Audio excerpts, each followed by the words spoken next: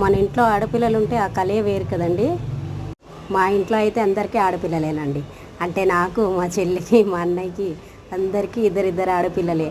ఆడపిల్లలు ఉంటే ఆ ఇల్లే సందడే వేరు. మా చెల్లి వాళ్ళ అమ్మాయి చూడండి, నేను ఇట్లా పప్పు నానబెట్టాను, రుబ్బాలి టిఫిన్ కంటే, నేను రుబ్బుతా అని తనే మిక్సీ చేస్తుంది.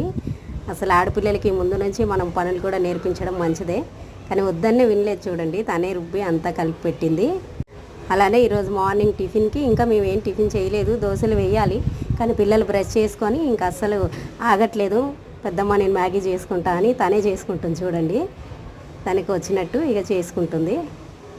వీళ్ళు రావడం మా ఇంట్లో అయితే అంత పండగ వాతావరణం అండి. కానీ నిన్న మొన్న అసలు చాలా బిజీ ఉండే, అందుకే ఏం వీడియోలు అప్లోడ్ చేయలే.